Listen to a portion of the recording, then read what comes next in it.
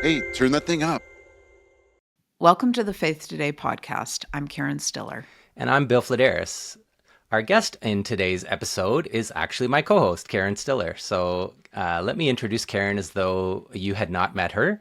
Karen is the author of a book called The Minister's Wife, a memoir of faith, doubt, friendship, loneliness, forgiveness, and more. She is also the co-author of a number of other books. One of them is called Craft, Cost, and Call, How to Build a Life as a Christian Writer. Many of our audience will know her as my fellow editor at Faith Today magazine, fellow senior editor, and she's also been the longtime host of this podcast, even before I got to come on board. So today we're going to be talking about Karen's new book. It's called Holiness Here, Searching for God in the Ordinary Events of Everyday Life. And Karen is also a freelance writer, I'll just add, and you might find her writing in a bunch of different other places, places like Reader's Digest or Ecstasis, and a lot of other not even necessarily Christian publications. So Karen has a great career going as a writer, and we're glad to have her on the podcast as a guest today. So welcome, Karen. Thank you, Bill. So I'm going to start with some questions about holiness as a concept, and then we'll get into a bit more into your book. When I think about the word holy, it's a word that I think a lot of us, when we hear that, we kind of feel inferior. We think of a person who's holy. It's someone that is super focused on spiritual things, so much so that the everyday life stuff is like not important to them, right? They don't have time to enjoy a fine meal or a cozy bed or going fishing or something like that. They're all focused on God and spirituality, and we even so there's a bit of an inferior feeling that some of us have, and then there's also this thing about feeling judged, like. We have this expression, a holier than thou attitude, right? Where we feel like someone who is got a public kind of spirituality looks at us and judges us for our spiritual shortcomings. So there's a lot of negatives that I'm trying to kind of acknowledge around the word holy. And so I wonder, when you go to try to write a book about this, you're obviously, well, it's not obvious if the people that haven't read the book, but when you read the book, you'll find Karen takes a very different approach, and she's starting with this whole idea that all believers are holy. So I wonder about that process, Karen. Was there a process for you where you maybe started with some of those negatives or unquestioned assumptions, and then arrived at this different position that you take, and that is so fresh in the book to come at holiness from getting rid of or ignoring some of those negative assumptions that a lot of us have? Yeah, thank you. That's a great question, co-host Bill. This is so fun. Yeah. I have. I feel like my experience as a minister's wife, actually, over the years, and you mentioned my first book, where I have a chapter on holiness. In fact, that's probably where my interest really got started into digging more into this topic. But that idea that people have of us as had of us as a clergy couple over the years, I knew that they thought we were holier than we really Right. were Yeah. in their definition of what holy meant. So, maybe we didn't get invited to parties because we'd have a chilling effect, or, people you would tell one thing to, but not another thing to, because they would fear judged by us. So that gap between what people thought and what I knew to be the truth of who we really were always interested me. And I think that's a bit of that gap, that holy gap that you're actually talking about here, that we do, we're afraid of the word. It feels like it means even a boring life, if not a martyred life almost. And it can mean those great, our history is filled with people who I think lived out their holiness in extraordinary ways that are models to us, and seem impossible. And we probably know people like that in our own lives, people who've lived through something really hard and kept faithful, or really do give away all they own and, really do live the life in a way that hopefully inspires us. But sometimes our response is to be, I don't know if insecure is the word, but we feel intimidated or we think, well, that's not me. I know me.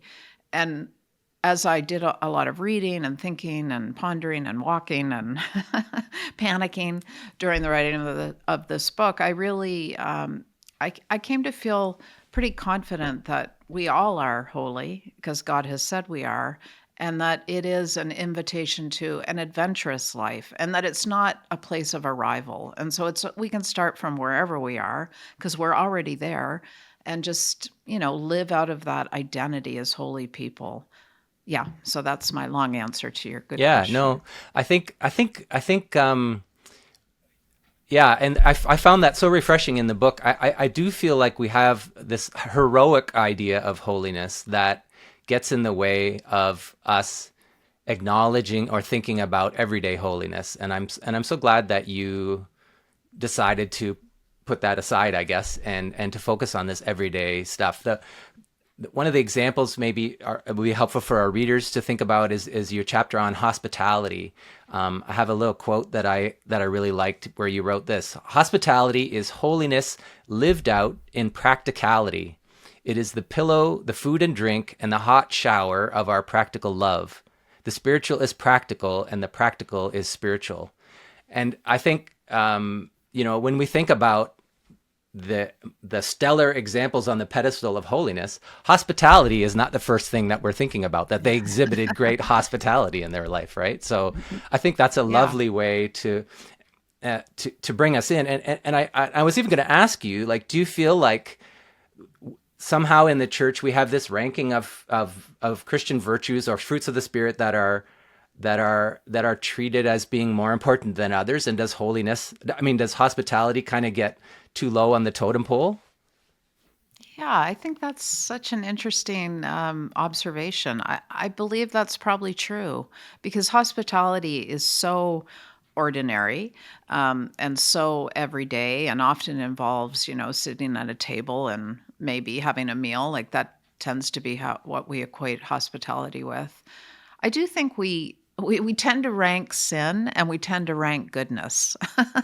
I don't think I've really thought about that before. So if someone like I remember when I was young in the faith and I'd hear about people going off to a foreign Yep. land, I thought, well, that's the Yep. pinnacle. And it took me a long time of sort of easing in and settling into my somewhat ordinary life to understand that we're all leading, an extraordinary life, really.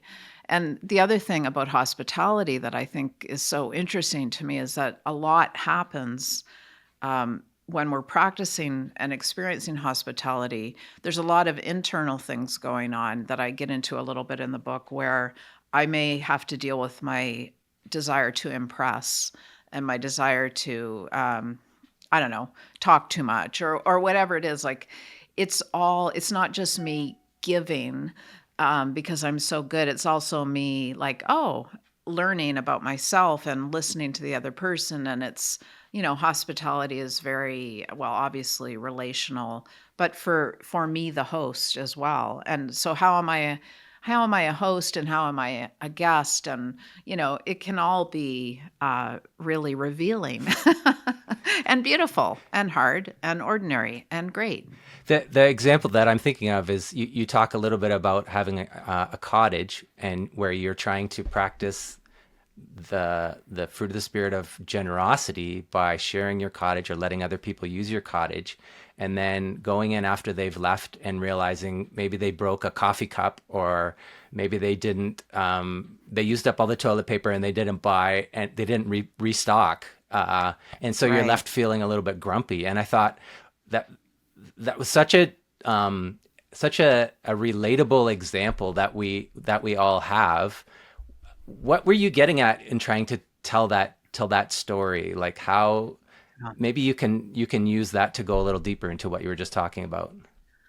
Well, I'd like to say first that what was really outrageous was when someone alphabetized my bookcase. I'm still shocked. So what I was trying to show in that example was that we can do the right thing, which, and for us, we were, sort of amazed that we bought a cottage when it was still possible to do Yeah. that, back in the 90s, and never expected to own a home. And then, we felt like, wow, we're a priest and a writer and we own our own cottage. It seems so rare and amazing. And we need to share it. Yep. We need to open it up for, and we were particularly interested in sharing with writers and pastors. And so for us, there was like this kind of a beautiful discipline about that we wanted to share this blessing. And then people, I I had to just deal with my own grouchy heart. Like, on one hand, I was like, this is the right thing to do and it feels good. But then after someone would come and leave a mess or even not say thank you enough, or like, I would feel like, oh, I'm not as generous and wonderful as I was feeling there for 5 minutes. And why is that? And what can I do about that? And what is being revealed to me about my own heart and my own motivation and the limits of my generosity? And those points are like resistance points or something. Those are the moments where I think we can really grow. We can confess that, we can recognize it, we can share it maybe. Like, I am a sharer, a sharer. I'm not afraid to be honest because and maybe it's years of being a writer, and um, this may resonate with you, Bill, because we both interview people and tell other people's stories. Like, there's not a lot that we experience as a person in our hearts and in our minds that is not shared by other people. And so it's helpful to say these things out loud. So I'm hoping that those examples that I do use in the book, won't like make people think I'm terrible, but will just like, oh yeah, okay, we're human and we're in this together. I love you say it so well in a different part of the book where you talk about the difference between hypocrisy and trying, and you have some kind of line. I didn't write it down, but we sometimes when we go through that experience where we feel grumpy, like say someone is an introverted person and they push themselves to invite over friends, and then after the friends leave, they're like decimated for the next day and a half or whatever. They're like, I'm never Yeah. going to do that again, right? And so we focus on the negative part or the grumpy part and we give up. And or we feel hopelessly oh, that was hypocritical of me to do that. I shouldn't do that again. But you say in another part of the book that that's not, we shouldn't just label it that way, but we should see it as trying and as steps forward into growth. Can you say a little bit more about that? Am I interpreting that right?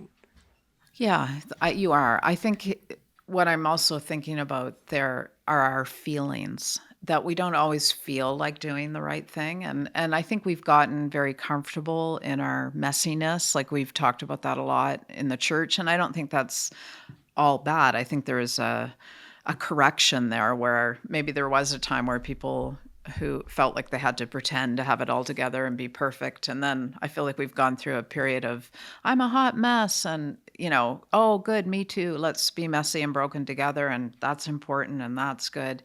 But we are broken and being mended at the same time. And, we're messy, but also being participants in our own transformation, I think, at the same time.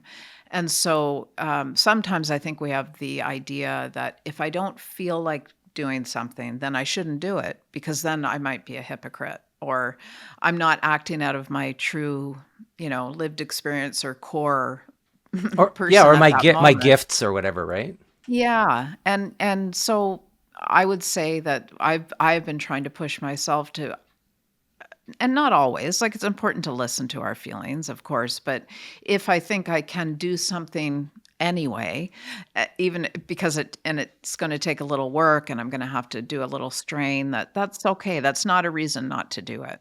And sometimes, the holy thing might be the hard thing.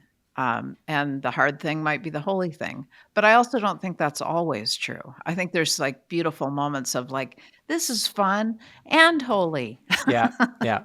This is easy and great for all of us. So there are those beautiful things too. Yeah, we shouldn't be fixating on these super self-sacrificial things where someone gave away all their money almost to the point of death and then came back and they were okay, and that's the only kind of holiness that we have in our imagination, right? There Yeah, can be those kind of I'm an extroverted person. I hosted a party. It was so fun for me, and look at all the people that also really enjoyed themselves or whatever. exactly. Exactly. And to go back to the alphabetizing my bookcase example, like if I had ever talked to that person again, I would have felt very comfortable to say, next time, don't mess with my books. Yeah, And that's not unholy. sure. Yeah. The there's another section in your book where it's a chapter on fruit, and you use a kind of another way of explaining the same thing. And so I'm just going to circle around. I hope it's okay to kind of repeat it, but you talk about the outward saint and the inward jerk. And I really like that. It's kind of a little bit more of what we were just talking about. But let me just read a little quote Yeah. from that and see if we can go further on that. You write, "We can act holy because we are holy, and then we can ask God to forgive us and help us to be better when we don't feel that way on the inside. This is not being a hypocrite. This is trying. It is the effort of holiness that we are called into. The outward act will almost always lead to an inward act of recognition of sin and then repentance. The outward saint and the inward jerk coexist. Then we get to say, 'I'm sorry, God, for being such a jerk.'"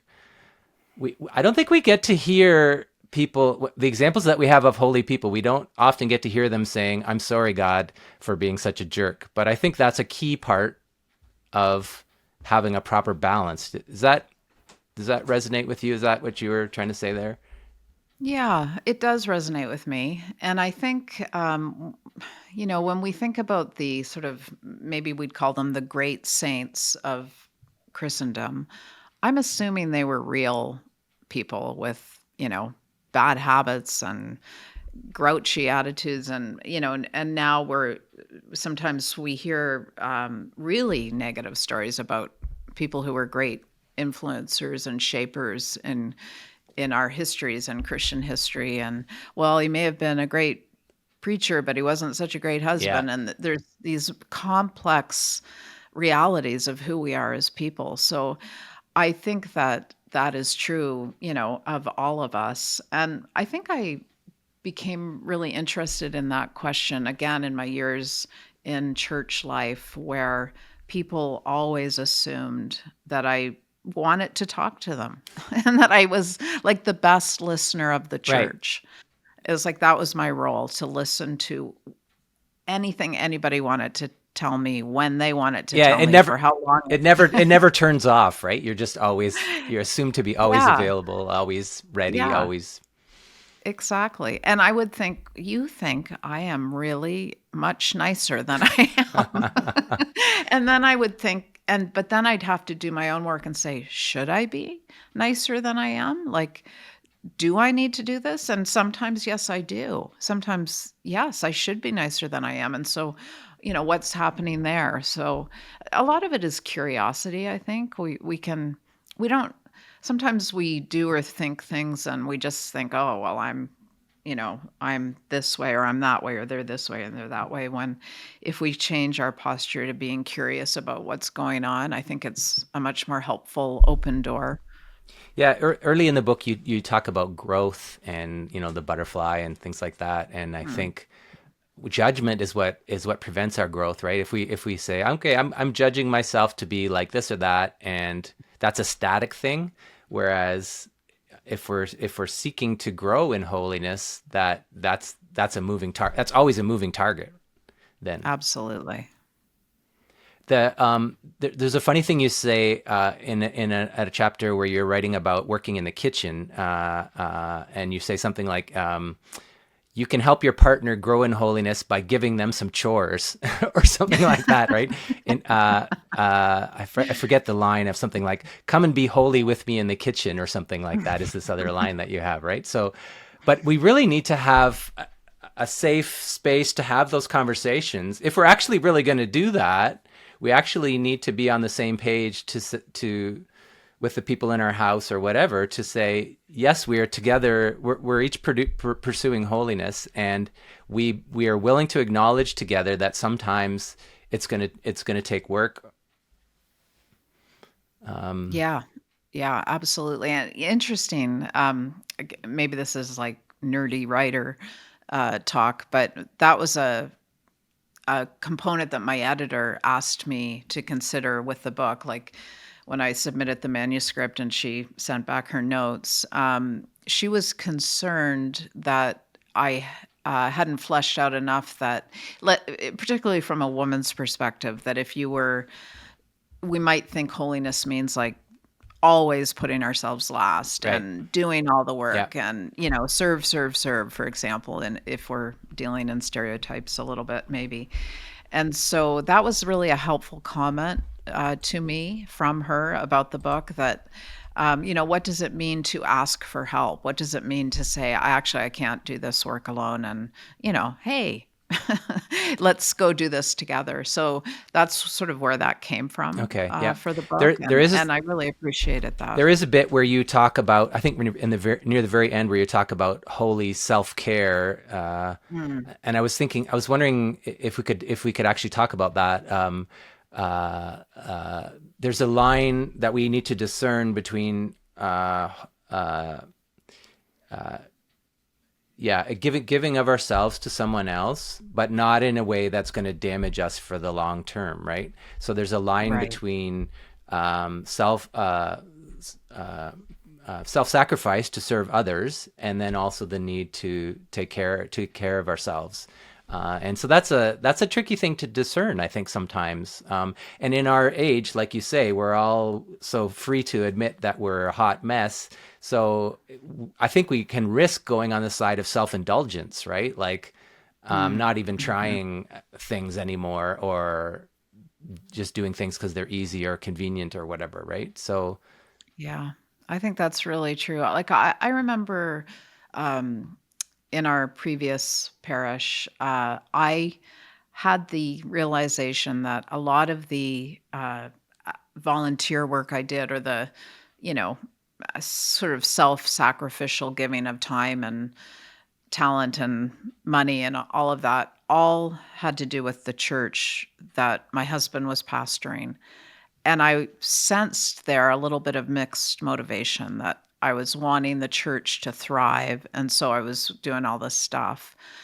So I started to deliver Meals on Wheels in the community, um, because it didn't benefit us at all. hmm, And there was, and you know what? I was like, they're those are hot meals. They drip all over your car, and the containers aren't so great, and, people sometimes are grouchy, and but it was a neat experience, and I did meet some lovely people in the community, and I it felt like the right thing to do.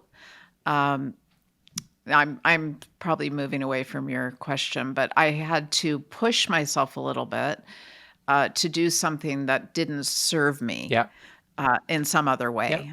And, that was good. But then, like we mentioned earlier, it doesn't always have to be hard and stretching and grueling. And, you know, I, I, I think we do grow through special time with a friend too. And it's not all about growing. Like it's also, I repeat in the book, holy is and holy does. So it's being and doing. And it's okay to have a season of being, or an hour of it, whatever. We do need to take care of ourselves, and we need people in our lives who will love us and care for us, right where we are, obviously. and although growth is exciting, I think probably if we do something that we know is right and we don't feel like we're growing, that's still there's still virtue. There's still That's still a good thing. That's still something that God's calling us to do, Absolutely. right? Yeah.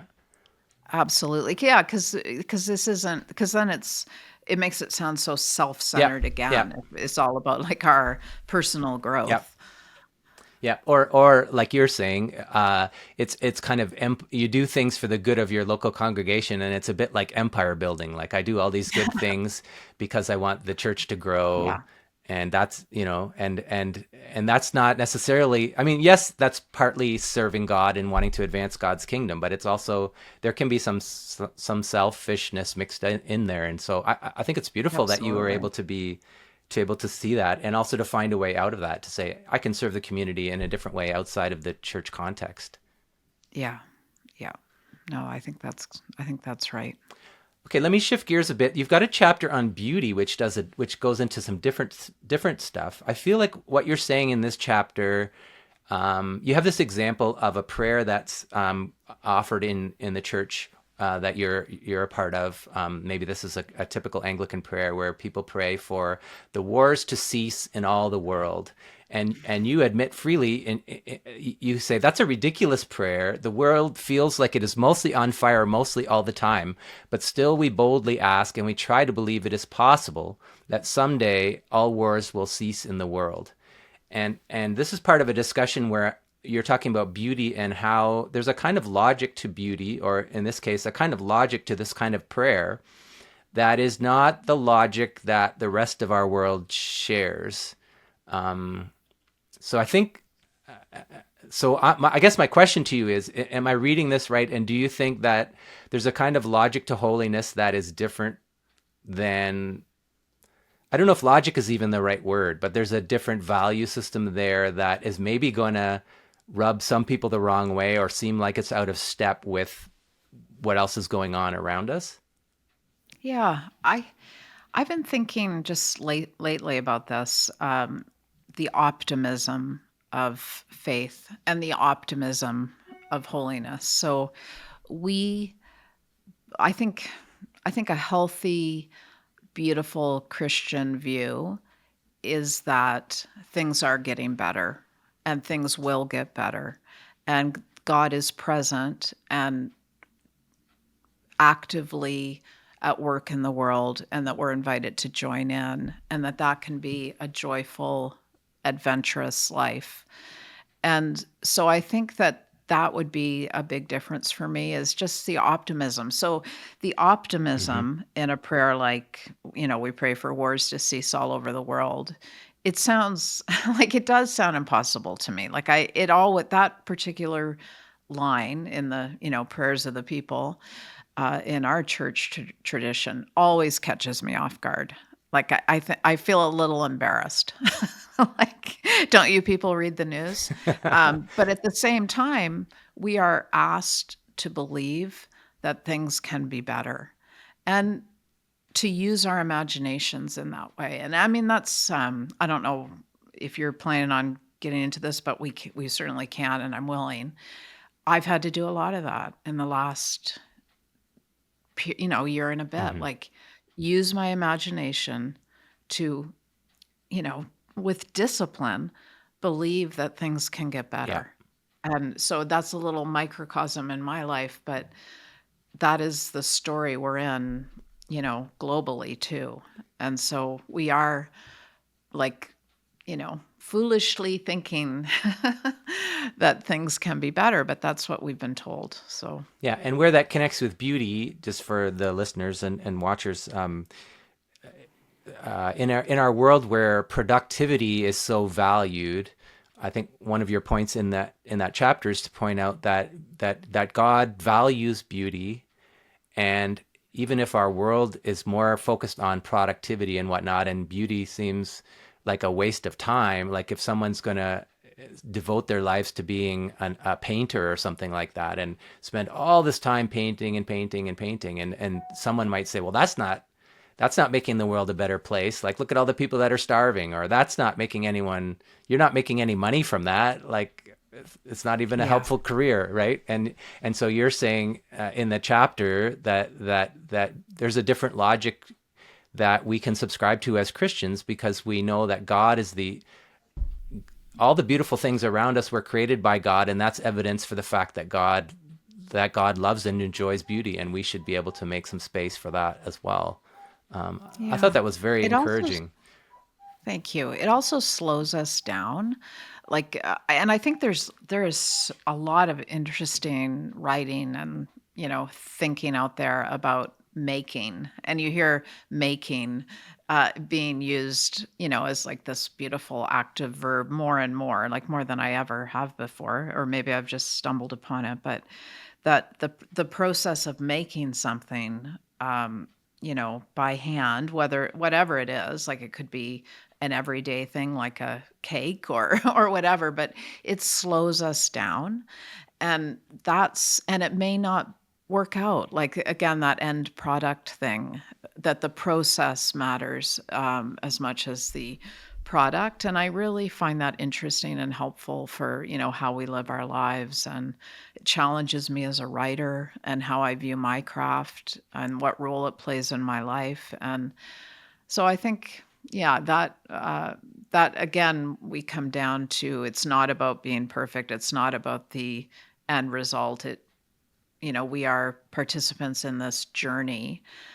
So yeah, And slow beauty. and holiness, then the road to holiness can be like that too, that we don't necessarily see ourselves becoming the super holy saint immediately, but that we trust the process, that God is refining us, and that even though we're very aware of our shortcomings, that there's this long view. In the same way that we're praying for wars to cease in the world, we're praying for God to make us more like Jesus. And Yeah, that's exactly right. And I think we want our faith to make a difference in the world, but also in our own lives. And I think when you have been walking the Christian life for a number of years, I do believe that you should start probably logically to see some difference. Otherwise and that's not about us being great. It's about God being yeah. powerful and able. And so I think that interests me too, like how we grow, how we change over time. Is it okay to see it every now and then? Is it okay to receive from someone else who loves us, who can say, I see that you're more patient, or I see that you're being more generous naturally than you used to be. And I just want to say that I see that in you. I think that's like a beautiful thing we can do for each other. Yeah, that's a Christian community upbuilding. Yeah, I see Christ in you. Yeah, Yeah. exactly. So near the end of the book, you kind of wrap things up. There's this really great sentence that I think kind of sums things up. Tell me if I've got it where it fits for you, if it's a good summary. You write, "We try to live holy. Notice we aren't really doing that. Reject shame, and instead sink back into grace, and then maybe grow 1/4 of an inch, and thanks be to God for that." I think that's how this works. We do become more holy-ish over time. Yeah. That's kind of what we were just talking about, right? Is that what you're hoping? Is that, or I guess what are you thinking? What are you hoping that readers are going to take away from the book? Is that kind of the main message, or there's some other things? No, I think that really captures it. And I don't have the title for this book, but at one point in my reading and preparation for writing, I came upon there's some book out there on holiness that actually has a graph, like a linear Let's upward. scientificize it. Yes, and I immediately when I saw that, like I, clenched up and that I don't think, and I imagined it as a spirally, messy picture. And so I do, yes, I think that sentence you read does sum up what I believe to be true and what I think is the experience of most of us as we curiously start to think about these things a bit more. Yeah.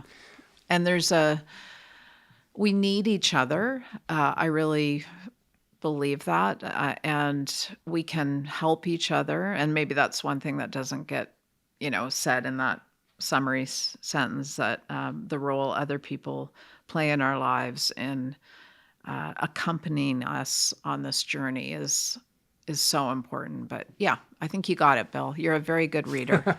Well, you're a very good writer, if I can say that.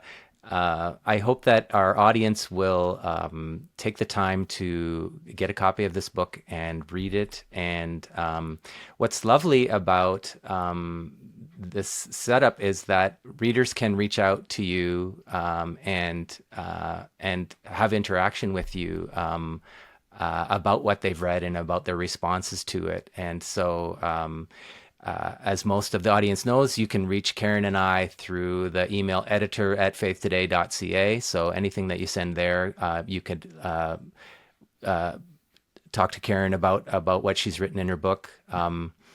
Any last things that you wished I asked you that I didn't, Karen, about this book? Oh, that's a tricky last question.